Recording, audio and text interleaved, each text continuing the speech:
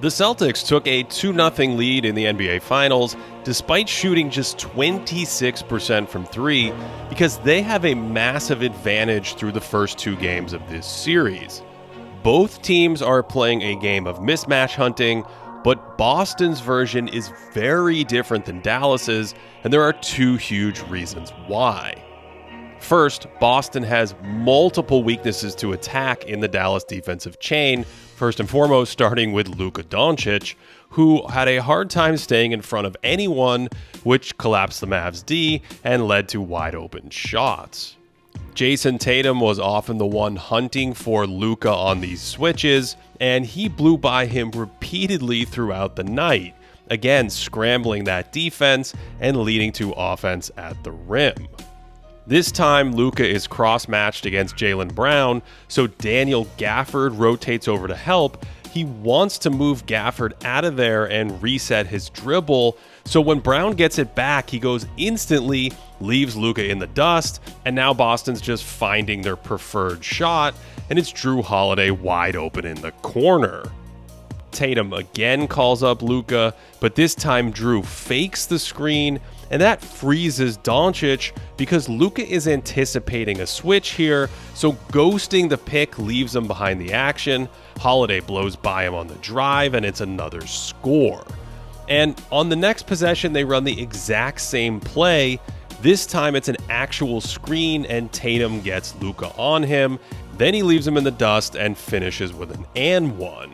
And on both of these plays, Dallas's center is out of the paint guarding Kristaps Porzingis, so there's not much shot blocking at the rim for the Mavs when Boston goes to finish. This is the second reason Boston has so much success mismatch hunting. They stretch out Dallas with all their shooters, and here stick a guard near the rim, so when Tatum goes by Luka, their smallest player is left to protect the hoop. Same thing here, they pull Luka onto Tatum. Jrue is spaced in the near corner, so Derek Lively has to stay way out on him, and when Tatum smokes Doncic, it's an easier shot at the basket. The second vulnerability to attack is Kyrie Irving, who has had a really strong defensive run in the playoffs, so we didn't see this much in Game 1, but in Game 2 it was another weak point. Again, the shot blocker is out of the paint and Brown can float it in. And because he's usually the smallest guy out there, switching all these screens leaves Kyrie exposed against Boston's size, and Porzingis loves this elbow jumper over the top of little guys. This time Tatum is the screener, they concede the switch, PJ Washington comes over to help on the mismatch, and that's Dunk City for Boston. And Lively's so worried about Porzingis' shooting that he completely misses Brown's cut. And on this one, the problems start on offense for Dallas because Lively chases a rebound. That leaves him matched up with a perimeter player in Holiday. Luka's then fighting in the post with Porzingis. Tatum sees Kyrie and blows past him, and Doncic is not the rim protector Lively is. Boston can also hunt Dallas's big men to isolate against their guards and wings. And with all that space, they're just too quick. They send the defense into rotation, and then it's target practice. Going after the Mavs centers also organically pulls their shot blocking away from the rim. So when you blow by one, smaller players have to defend the hoop. And they don't even have to attack the center directly. The Mavs concede a switch on this Porzingis screen, and Derek White's a 40% three-point shooter, so Lively can't leave him, and that's just an easy straight-line drive for Brown and a finish. So Boston has multiple points of attack on any possession. Tatum could go after Lively here, but instead they play through the Porzingis height advantage, and if a double never comes, it's an ISO game for the Celtics.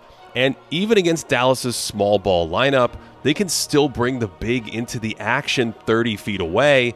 Luka becomes the rim protector, and he never slides over, and it's a clinching layup for Brown.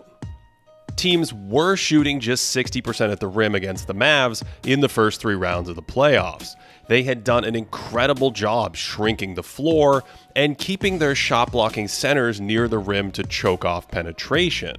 But in the first 2 games of the finals, the Celtics are shooting 83% at the rim because of their spacing and their ability to target multiple mismatches in the Maverick shell.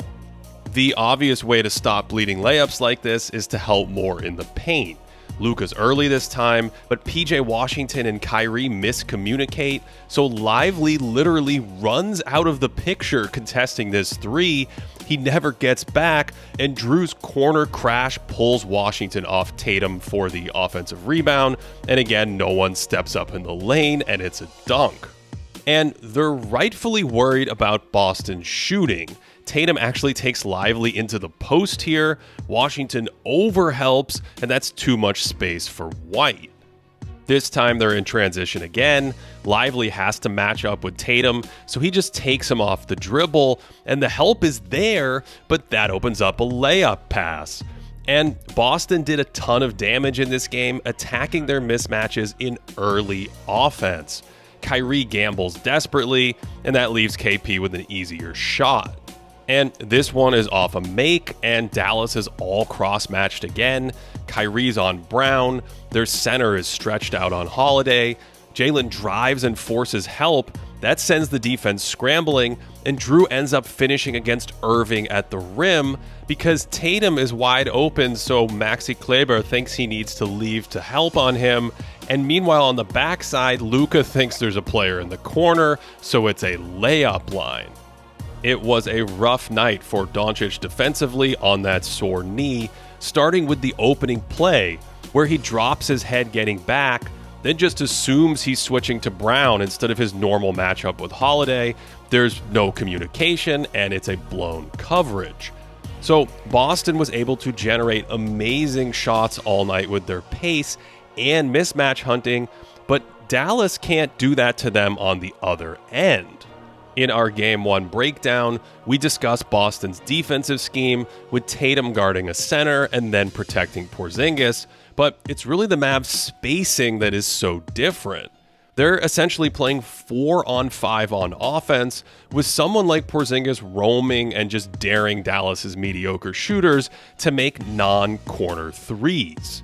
The Mavs basically took to hunting Tatum throughout the game to see if they could collapse the defense or find easy offense, but this just led to a ton of shots or turnovers because Tatum is an elite wing defender. Kyrie tried him a few times, and the results weren't much better with a huge steal here. And this is just stagnant isolation basketball without really any advantage. So the Mavs are relying on the brilliant shot making of their 2 offensive playmakers, and they're letting the Celtics defenders sit in those driving gaps and choke off the floor. Every once in a while, the Mavs have found a decent mismatch to attack in isolation without help coming, but even those don't go so well. Peyton Pritchard's matched up with Luka on this possession. That pass is crazy but a bit low. And when they reset, Pritchard is still in his grill. Multiple Celtics are hugging the lane line, and it turns into a tricky fade from 17 feet. Pritchard also had an amazing stand against Irving, where they clear out the side. Again, the Celtics roam off the shooters, and that's a good contest on the fall away. Kyrie played a ton of isolation basketball like this throughout the night, here boldly taking on Derek White. There's that 4-on-5 thing again, and it's yet another contested jumper. And this time, instead of attacking Holiday, he's waiting for Luka to come off a screen away from the ball. White does a great job jumping out on it, and now Kyrie's stuck trying to score on Drew one-on-one. That's not doctor recommended, and Luka runs into more help at the end of the play. Holiday has done amazing defensive work against Irving, including this revolutionary idea of not conceding the switch, and Irving settles for a tough 3. And here he fights through the screen again to avoid the switch, and when they try to bring Al Horford back into the pick and roll, Drew stays with Irving around the pick and rips him on the drive for another near turnover. Holiday was everywhere in this game, whether it was a timely help leading to another Doncic turnover, or this game-defining play late in the fourth where he bats the first pass, pressures the second so White can steal it, and then Luka never comes out on him, so he's left open in transition for the dagger 3. Drew also had some really high IQ cuts in this one, going early in transition, then suddenly snapping back towards the rim here. And on this play, Tatum was stuck on the baseline against a double team. Kyrie loses track of him, so he sneaks in behind for another great Tatum dime.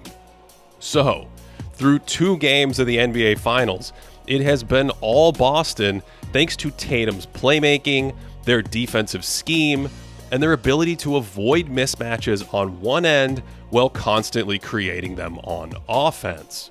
And as a result, this incredible starting 5 is now just 2 games away from an NBA title. To support us directly, check out patreon.com/thinkingbasketball. That's the best way to support the Thinking Basketball podcast and this channel. Otherwise, thanks for watching this one all the way through as always. And of course, I hope you are having a great day.